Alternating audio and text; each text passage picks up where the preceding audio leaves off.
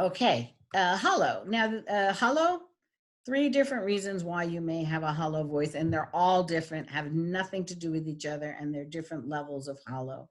If I have a hearing difference, so those of you that may be going into the speech sciences, you may be working with people that have hearing differences, and a hollow sound.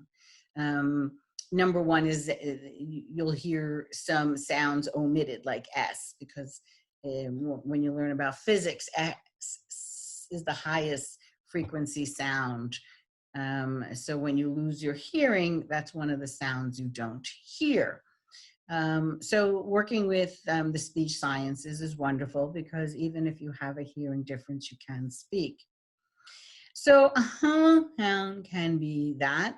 It also can be British English. It doesn't have anything to do with hearing. Julia Childs tends to have that hollow voice, or some because it echoes, the sound echoes. So all of these have some sort of echoing, um, all different. And then sometimes when you're studying to be an actor and you're on main stage, they want you larger than life. I know in my neighborhood, we have a few community theater actors, and you always see them in the freelance cafe. And can I have a muffin? But make sure you cut it with a fork. They're always on stage. So those are your reasons why you may have this echoing sound of hollow. Husky is a deep pitched voice. I have a husky voice when I'm teaching now. It's husky. It's at the end of the day that I'm doing this recording. Most of your drama actors have again, these are not gender specific. There's only one that may be.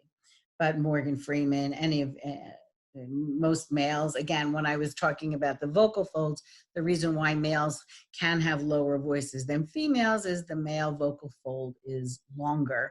So again, yours may be the tip of my pinky, the length, and females about 3/4 that size. So that's why females' voices may not be able to go as low as Fat Albert's voice, or any of those deep voices. Nasal, I know you all know the nanny. And all the input sounds are produced in your nose. Now this region, because we have nasalization, which is producing the vowel sounds in the nose, coffee. You can have some of my coffee. We tend to say that, in this region you have a nasal sound, but because the vowel sounds are produced in your nose. But a real nasal voice is all the sounds are produced in your nose. They're just all there in your nose. They all sound like that. No distractions. So there's no such thing as the perfect voice, but there's a trained voice. So we want to have no distractions, which means we don't want to nasalize our voice, because that is a distraction. We don't want to have glottal fry, because or exaggerated breathiness. So we want to have the least amount of distractions in our voice as possible. The key to no distractions are the pure sounds, the most beautiful sounds in our language, which are our vowels and our diphthongs. And these all can be measured on a machine called a spectrograph, or you can download your spectrograph, as you would see in a CSI. It looks like an electrocardiogram, so it's a voice picture. And they measure the sound wave. So if the sound wave is pure, then let's see if I can draw something here. So this is a straight line, sorry. This is a terrible picture of a sound wave, but for a vowel sound, I split the sound wave in half, and this side of the sound wave has to measure the same as this side, and up and down has to measure the same as well. And that would be the only pure sounds you have. So if I said ah as in man, and the width of this side is the same as the width of that side, and the height are the same on both sides, then it's a pure sound. If I nasalized it and said, yeah, you know, I don't know what it looks like. I'm just exaggerating here. That obviously it's not the same width on this side as this side, and the heights are different. So yes, your voice is a science and can be measured. And when you study Shakespearean acting, you have to go through training so that you can produce all vowel sounds and diphthong sounds in their pure form, whether they're at the beginning of the word, in the middle of the word, at the end of the word. So, you know, your Shakespearean actors, obviously, are your Meryl Streep, your Morgan Freeman, Scarlett Johansson, and you can look those up as well. And then any added noise you have to consonant sounds, like we talked about dentalization. So time, dime, t, d, s, z. If I said s, z, s, z, again, the spectrograph, when I measure it, t should look a certain way. But if I said s, it's going to add more noise to that physics or that sound wave. Strident is a high-pitched voice. It tends to be loud sometimes, but doesn't have to be. This is strident. I know most of your generation loves our Friends, and Janice, I remember, had a strident voice there.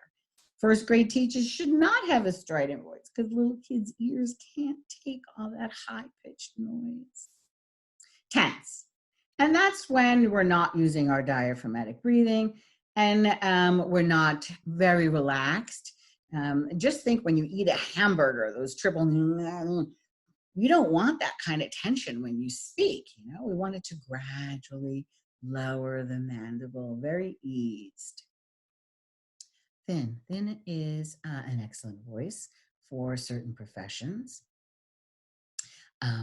Maybe not Steven Seagal, because I can't understand anything he said in any of his movies, but it's great for first grade, believe it or not, first graders. This is the honey, psychiatrist honey, counselor honey. So a thin voice doesn't have a lot of projection, but it does have wonderful support. I can have a high-pitched thin voice too. And throaty, I can't demonstrate a throaty because it is a male voice, but your Arnold Schwarzenegger, your Sylvester Stallone, James Earl Jones, deeper than husky. And tremulous is when your voice shakes. For our purposes, we may be a little nervous, so your voice may shake a little bit, like when you're crying and you're trying to talk through your crying, you have a tremulous voice. But there are certain diseases that physiologically people have tremors in their voice, like Parkinson's. And again, if you go into the speech sciences, this is one area you'll be working with people to reduce the tremors in their voice. So after today's talk, you should be able to identify the 14 different human voice qualities by definition. And if you, to help you with the definition, you would want to select either from the examples I gave you, or you can Google it to find other voices that you may be more familiar with to help you remember the definitions. Okay, we finished understanding the difference between voice and diction. We had understanding what is voice. We had understanding what is diction. We had understanding what are faults of voice for career speech. We had an understanding of what are faults of diction for career speech. And here is our overall voice quality. And we're going to work with whatever quality your voice is, but we want to reduce the tension. Okay, we'll see you on our next lecture, which would be chapter 3, and we're going to be talking about script marking and manuscript speaking.